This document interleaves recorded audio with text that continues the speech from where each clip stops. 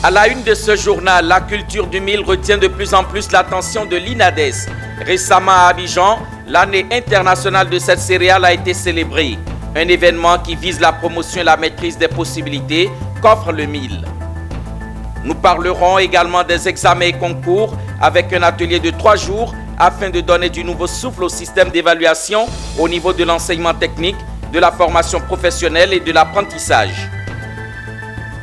Et nous irons dans le sud Comoé à la découverte d'un 9e royaume qui pointe du nez avec l'intronisation prochaine d'un nouveau roi.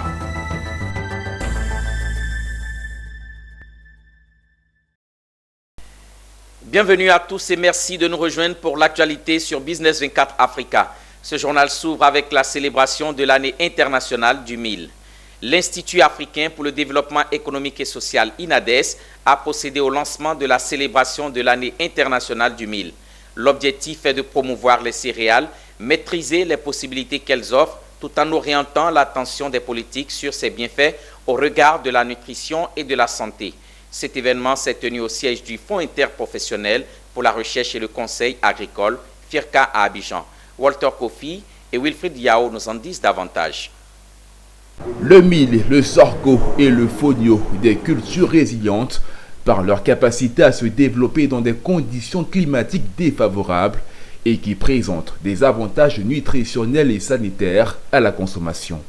C'était lors de la célébration de l'année internationale du mil 2023, une journée de promotion des cultures céréalières célébrée en Côte d'Ivoire par l'Institut africain pour le développement économique et social, INADES. L'institution, en collaboration avec le Fonds interprofessionnel pour la recherche et le conseil agricole FIRCA et l'ambassade de l'Inde, a réuni les acteurs de la filière afin d'échanger sur les moyens de sensibilisation des populations et attirer l'attention des gouvernants sur les bienfaits et la capacité de ces cultures céréalières à pousser dans des conditions climatiques difficiles et instables. The declaration has played a crucial. Cette déclaration a joué un rôle crucial dans la commémoration de l'année internationale du millet. Le Premier ministre de l'Inde, son Excellence M. Narendra Modi, a exprimé son intention de transformer cette année en un mouvement des peuples. Vous savez, ces cultures existaient avant. C'est maintenant que le modernisme a fait qu'on a abandonné ces cultures, notamment le mil, le sorgho et le fonio. Ce sont des cultures extrêmement résilientes qui résistent à tous les changements climatiques. Là où beaucoup de plantes ne poussent pas, elles poussent. Elles constituaient donc une base de nourriture pour nos populations rurales. Maintenant, leur délaissement ou leur disparition pose un problème. Pose un problème de continuité du point de vue alimentaire. Il y a des ruptures. Nous constatons des famines entre deux saisons. Il y a une famine qui sévit puisque ces cultures de soudure ont disparu. Donc on fait un point focal sur le mil, le sorgho, le fonio, pour pouvoir donc réintroduire ces cultures dans nos régions. Quand les enfants sont un peu obèses, on leur donne pour qu'ils retrouvent une forme normale. Donc, c'est une grande opportunité que de mettre en avant ces céréales. Un concours culinaire des mets à base de millet est prévu à Abidjan, Bouaké et Ferké-Sédougou afin d'atteindre les objectifs de sensibilisation fixés. On parle de transport à présent. Les sociétés Forus Group et Rajpaco s'unissent à travers la signature d'une convention.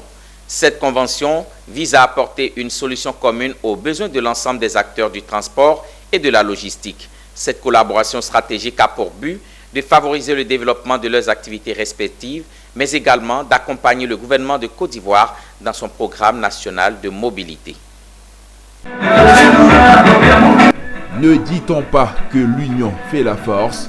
Forus Group, entreprise pionnière dans le transport routier de marchandises, la location de véhicules et d'engins avec le digital, et son partenaire Rajpaco, acteur majeur de la logistique et du transport spécialisé, l'ont bien compris. Ils l'ont matérialisé à travers la signature d'une convention. Cette union a pour objectif et ambition de devenir le premier groupement ivoirien d'envergure proposant une offre logistique et de transport multimodal. Nous venons de signer une convention qui a 3 points focaux. Le premier point, ça concerne nos activités qui s'étendent. Nous sommes dans la logistique transport. Eux, ils sont dans le transport routier. Forus est dans le transport routier. Alors, nous avons bien voulu signer cette convention pour étendre déjà, dans un premier temps, nos différentes activités. On parle tout de la vie chère sur le marché ivoirien aujourd'hui. Mais en tant qu'entreprise citoyenne, entreprise solidaire, on a décidé de réduire de 20% le coût du transport, qui est un facteur non négligeable dans le coût de revient des produits vivriers sur le marché. Donc de réduire de 20% le coût du transport de tout ce qui est produit vivrier à destination d'Abidjan. Donc cela permettra aux femmes qui sont dans ce secteur-là de baisser un tout petit peu le coût de rendu, de revient sur le marché, afin qu'on puisse, à notre niveau en tout cas, ces produits transportés, permettre à ceux qui vont aller d'acheter relativement moins cher sur le marché. Cette collaboration entre les deux structures s'articule autour de 4 axes majeurs que sont l'échange de connaissances et d'expertise technique, le développement conjoint de nouvelles offres de services, le partage de ressources et d'infrastructures et la promotion mutuelle des activités et des services. Je vous l'annonçais en titre, le CIDFOR, Centre ivoirien pour le développement de la formation professionnelle, a abrité du 25 au 27 octobre 2023 un atelier sur la réforme du système d'évaluation de la formation professionnelle et de l'apprentissage. 3 jours durant, les parties prenantes, notamment les représentants de la DECO, du ministère de la fonction publique, des responsables syndicalistes et chefs d'établissement sont venus apporter leur contribution quant à la validation de ces réformes. Kone Nanogo pour le commentaire.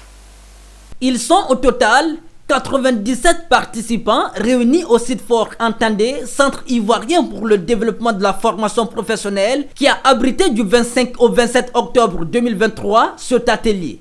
Au cours des 3 jours, les participants se sont penchés sur le dispositif général des examens et concours de la formation professionnelle. Il s'agit entre autres de la révision des maquettes des examens et concours, la révision des méthodes de soutenance du rapport, la proposition des outils de suivi et évaluation des examens et concours, la revue des contenus des examens soumis à la réflexion des candidats, mais aussi et surtout l'amélioration des examens et concours pour s'adapter à la nouvelle pédagogie qui est l'approche par compétences. Au sortir de cet atelier, les recommandations font la part belle à la pratique. Il va de soi, nous sommes la formation professionnelle. Quand les apprenants sortent de nos structures, ils doivent être capables d'exercer leur métier. Et donc, il nous paraissait logique de mettre l'accent sur la pratique et surtout qu'on nous a longtemps reproché de faire la formation et de ne pas insister énormément sur la pratique. Et je pense que dans tous les dispositifs que le ministre est en train de mettre en place aujourd'hui, il s'agit de renforcer nos ateliers, nos salles de cours et nos laboratoires. Déjà au niveau des établissements, quand nous parlons de renforcer le volet pratique, au niveau des établissements, c'est de multiplier les travaux pratiques, les formations en travaux pratiques dans nos ateliers. C'est très important. Alors, c'est pour ça que nous envisageons, au travers de cet atelier, faire en sorte que tout ce qui est matière transversale soit évalué en 2e année, de sorte que la 3e année soit exclusivement réservée à tout ce qui est formation. Cet atelier sur la réforme du système d'évaluation de la formation professionnelle et de l'apprentissage vient donc lancer la réduction du gap inadéquation formation-emploi en Côte d'Ivoire. Restons toujours avec Kone Nanogo pour parler de formation à distance. Le Bureau national de l'AUF en Côte d'Ivoire a organisé les journées portes ouvertes sur les formations ouvertes et à distance FOAD. Ces journées étaient dédiées à la présentation de 6 projets phares de l'Agence universitaire de la francophonie. La cérémonie s'est déroulée au sein de l'École nationale supérieure à Abidjan. Suivez. La 3e édition des journées portes ouvertes de l'Agence universitaire de la francophonie s'est déroulée sous de bons auspices. Elle a consisté à présenter l'institution, l'AUF, ses missions et ses services aux étudiants et enseignants présents. L'objectif de ces journées était de promouvoir Les initiatives de l'agence, à travers l'émergence d'un système d'enseignement de qualité, est présentée par la même occasion. Les projets mis en œuvre par celle-ci. Une 3e édition, avec une senteur particulière. Mais la particularité de cette édition, c'est l'évolution des actions que l'AUF pose en Côte d'Ivoire. L'année dernière, on ne parlait pas du projet hybride. Mais maintenant, nous avons encore d'autres projets que les ministères nous ont confiés parce qu'ils font toujours confiance à l'Agence universitaire de la francophonie. Et en plus, nous avons le centre d'employabilité francophone qui a atteint sa vitesse de croisière avec la formation de plus de 2000 étudiants dans l'insertion professionnelle, dans tout ce qui peut permettre à l'étudiant de pouvoir s'insérer ou de créer son entreprise. Donc, chaque année, nous allons faire cette journée porte ouverte pour atteindre le plus grand nombre de personnes en Côte d'Ivoire, les étudiants, les enseignants et même la population, parce que nos actions touchent et font évoluer l'être humain, même dans le monde économique aussi. Ces journées portes ouvertes ont été marquées par la présentation de 6 projets phares initiés par l'AUF. Le deuxième groupe de projets que l'AUF développe, c'est sur ses propres fonds. Sur ses propres fonds, l'AUF veut instaurer en Côte d'Ivoire, spécialement à l'université Félix Houphouët-Boigny, un pôle de l'étudiant entrepreneur. Dans ce pôle, les étudiants de l'université Félix Houphouët-Boigny pourront bénéficier du statut national de l'étudiant entrepreneur. Ont pris part à cette rencontre les partenaires techniques et financiers, les institutions universitaires publiques et privées, des entreprises, des enseignants-chercheurs, des doctorants et des étudiants. Tout autre chose à présent. Afin de faire découvrir la culture et la gastronomie de la République démocratique du Congo, il sera créé un espace de loisirs dénommé Village RDC Cannes 2023. Cet espace sera le lieu d'attraction pour les férus du football qui pourront non seulement vivre la CAN en direct sur des écrans géants, mais aussi se régaler la bonne musique et des mets made by Congolais. Les explications de Zénab Dosso. Situé non loin du stade Félix Houphouët-Boigny, sur un site de 3500 mètres carrés, le village RDC Cannes 2023 accueillera 350 stands. C'est un espace dédié à la promotion de la culture congolaise, un centre d'attention pendant la Cannes 2023 qui va se dérouler du 13 janvier au 11 février à Abidjan. Cet espace sera à la fois le lieu pour se divertir et vivre les meilleurs moments de la Cannes 2023 entre amis devant les écrans géants. Les organisateurs, notamment le Congolais Bob Richard Makandalele, a présenté à la presse nationale et internationale l'initiative. Les Ivoiriens rêvent du Congo, les Congolais rêvent de la Côte d'Ivoire. On a dit, bon voilà, pour la CAN, à part le côté sportif où nous serons bien représentés par notre sélection nationale, pourquoi ne pas importer le Congo aussi ici pour permettre à tous ceux qui ne peuvent pas faire le voyage au Congo d'être au Congo sans être au Congo. Donc à travers un village, ils vont vivre leurs artistes préférés, ils vont manger congolais, ils vont vivre le sapeur congolais, les DJ congolais, ils vont parler le lingala, donc vraiment la folie congolaise au total. Donc c'est un peu ça le concept, un cadre de divertissement où les parents peuvent emmener leurs enfants, où tout le monde va se retrouver. Les comédiens congolais, des battles et danseurs, vous avez des bons danseurs, nous avons des bons danseurs, on va voir qui des deux peuples, qui a des bons danseurs, c'est un peu ça en fait. Donc un cadre récréatif, un pont culturel entre les deux pays. Il faut souligner qu'avant cette conférence de présentation du village RDC Cannes 2023, une finale de Maracana a opposé une équipe congolaise à une autre ivoirienne. Au bout du temps réglementaire, c'est l'équipe ivoirienne qui remporte le trophée.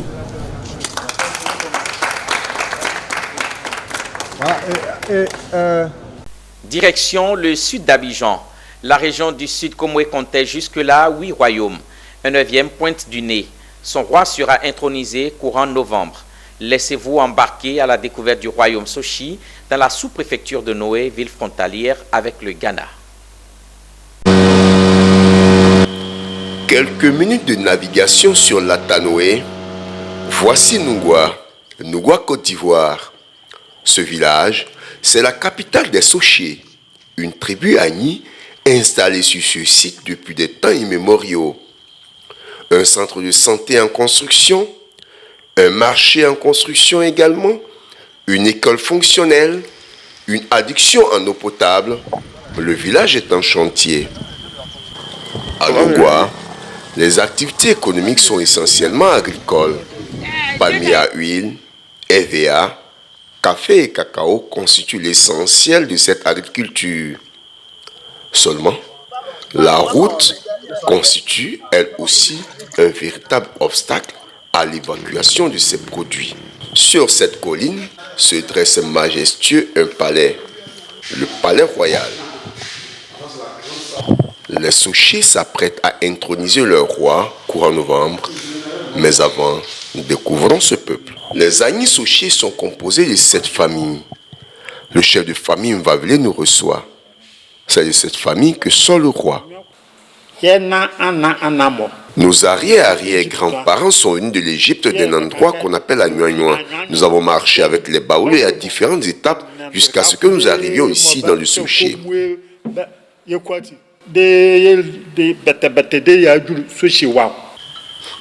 Le choix des Sochés s'est porté sur un homme pour conduire leur destinée. Le chef de famille nous dit comment et pourquoi.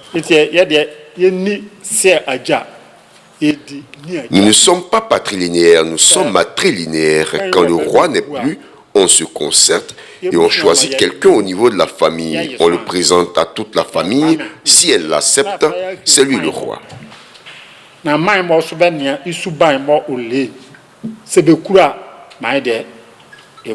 Ce choix est bien accueilli par les différentes couches du village. Le roi lui-même, c'est un homme de cohésion, de paix, de vouloir aider tout un chacun. Pour nous, c'est un grand privilège parce que ce monsieur pour qui le choix a été porté est un homme de grand cœur. Je suis très heureuse d'avoir un roi sur mon village. C'est un monsieur qui est à la disposition de la jeunesse et je suis à l'aise de parler parce que moi-même j'ai pris part à plusieurs activités que le roi lui-même a financées. Les Agni Sochés sont aussi au Ghana, dans des villages comme Nungwa, Ghana, Kokotaon et Elubu. Pour voir le roi, direction Noé. Le choix des Sochés, c'est lui. Nana Messou Adubia Kwani II. Il arrive à une rencontre avec ses notables. Parmi ces notables, cet homme, le chef du village de Nungwa, Ghana. C'est la Tanoué qui nous a divisés, sinon nous sommes tous du Soché. Chez les Sochés, la reine-mère joue un rôle déterminant dans le choix du roi. Cette dame est la reine-mère du village voisin d'Elubu, un village Soché.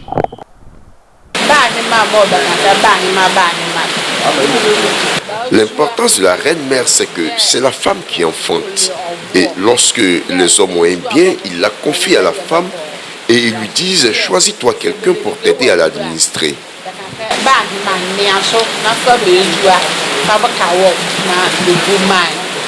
Chez les Akans, les rois ne parlent pas. Cette tâche est dévolue au Portocan.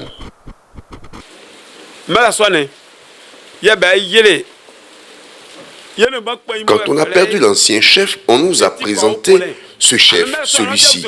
Et nous l'avons tous accepté parce que nous savions tout le bien qu'il faisait pour la tribu. Le royaume est composé de 14 villages. Sa population est faite d'autochtones, mais également de populations venues des autres pays de la sous-région. Ils vivent en parfaite harmonie. Les Sochés recherchent davantage de cohésion et d'harmonie, explique le Potcan. Au stade où nous sommes parvenus, nous les Sochés ne devons pas être un reste. C'est une seule personne qui va à la chasse et qui tue l'éléphant au profit de tout le village. Sûrement, ils y réussiront en implorant le Seigneur. Vérité a sonné dans mon cœur que Jésus soit pour la victoire. Direction Yamoussoukro, capitale politique de Côte d'Ivoire. La 6e édition du Festival international de contes Afotoué, tenu du 19 au 21 octobre, a été placée sous le thème « Contes et jeunesse ». Elle a permis de promouvoir le conte dans les écoles, collèges et lycées et contribuer à une meilleure éducation de la jeunesse à travers des ateliers, des conférences et des masterclass. Pierre Tebeu et Charles Kwaku. Créé et organisé par la compagnie Crocro Théâtre, le Festival international de contes Afotoué pour cette 6e édition a débuté par des masterclass dans des écoles et des collèges de la ville, suivis des conférences et des formations, puis des soirées de contes où les différents conteurs venus du Mali, du Togo, du Sénégal et des différentes régions de la Côte d'Ivoire se sont succédés. Un arrêt a été marqué au lycée mixte 2 de Yamoussoukro pour la conférence sur les contes animés par la direction du ministère de la Culture de Yamoussoukro. J'ai trouvé les contes que les conteurs ont racontés très intéressants et j'aimerais faire de même pour pouvoir donner des conseils à mes futurs enfants. Pour Étienne Kwame, le commissaire du festival par ailleurs, président national des conteurs de Côte d'Ivoire, le choix du thème a été fait pour amener les jeunes à s'intéresser à nos contes qui est la racine de nos cultures. On dit que l'éducation d'un enfant s'assure de 0 à 12 ans. Si nous voulons faire passer un message pour que demain ça ait un impact très positif à travers les enfants, il faut qu'on communique avec eux pour que cette jeunesse soit imbibée, imprégnée, inondée des valeurs de notre Afrique à travers le conte. Et c'est le conte qui peut leur transmettre ce comportement de demain. Rendez-vous est donc pris pour l'année prochaine, en 2024, à la 7e édition du Festival international de contes Afotoué. Racine d'enfance est une ONG française qui s'investit dans le secteur de l'éducation et de la santé. Cette organisation non gouvernementale vient d'ouvrir une école maternelle baptisée Les Petits Champions à Agnibles-les-Cros. L'école a été récemment inaugurée en présence des autorités et des populations. On voit tout ça avec Anissé Kouadio, notre correspondant régional, dans l'indénié Djouablin.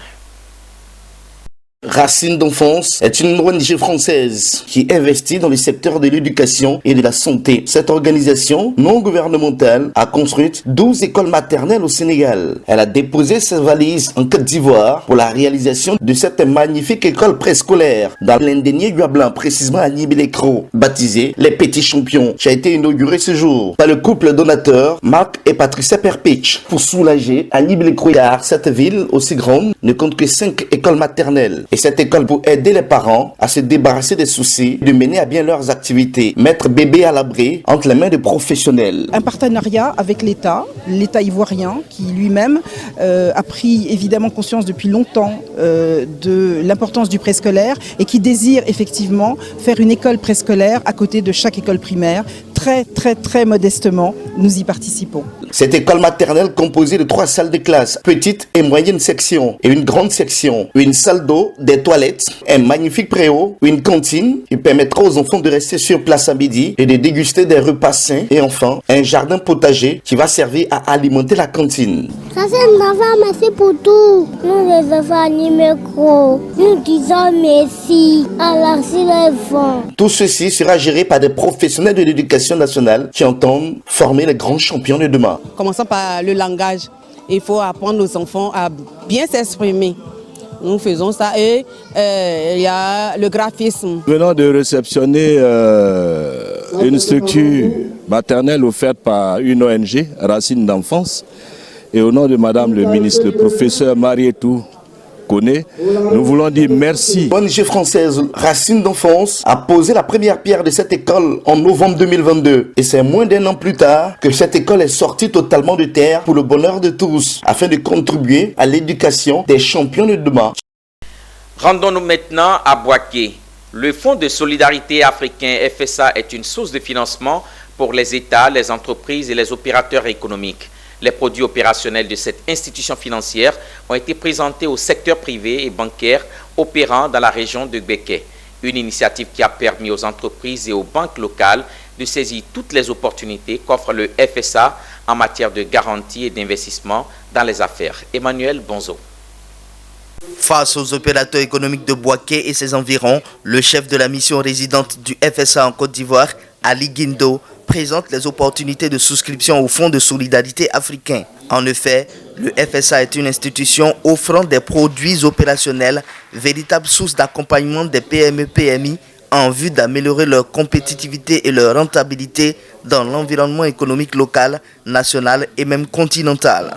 En tant que fonds de garantie, il se pose comme un interlocuteur fiable auprès des établissements bancaires et de microfinance en faveur des entreprises. Nous sommes quelqu'un qui facilite, une institution qui facilite en partageant le risque avec les bailleurs. Parce que vous savez que le financement, c'est un secteur qui est assez délicat. D'aucuns, souvent, vous attendez que les banques sont frileuses à financer les entreprises parce que, pour plusieurs raisons, parce que notamment composées majoritairement des PME, PMI. Alors, nous intervenons pour conforter ces bailleurs à assurer ce financement.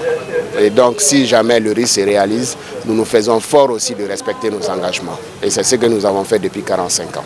Ainsi, le thème, le FSA catalyseur du financement des entreprises de la région de Beké, a permis aux opérateurs, institutions bancaires et de microfinances locaux de saisir tout l'intérêt offert par le fonds afin de mieux adresser les besoins de financement des entreprises. Les membres de la Chambre de commerce et industrie de Côte d'Ivoire, ici présents, jouent sans conteste dans ce cadre un rôle crucial. En effet, ce sont les entreprises qui ont un effet d'entraînement sur tous les leviers de la croissance de Côte d'Ivoire. Le Fonds de solidarité se pose donc comme un véritable outil d'intégration et d'appui aux PME-PMI du continent. Il regroupe 21 États membres avec un capital de près de 200 milliards de francs CFA. Hors de nos frontières et en images, Gaindesat, le premier satellite sénégalais, sera mis en orbite au cours du premier trimestre de l'année 2024. C'est ce qu'a révélé récemment le ministère de l'Enseignement supérieur, de la Recherche et de l'Innovation, MESRI. Le nanosatellite a été construit pendant 3 ans par des ingénieurs et techniciens sénégalais formés par le Centre spatial universitaire de Montpellier. L'engin sera livré au MESRI le 10 novembre, puis remis à un lanceur non identifié avec un contrat déjà signé. Et puis la Commission européenne a annoncé la signature d'un accord de garantie avec FinFund, l'institution finlandaise de financement du développement, en vue de mobiliser plus d'1 milliard d'euros d'investissement pour développer les infrastructures et les plateformes de services numériques en Afrique subsaharienne.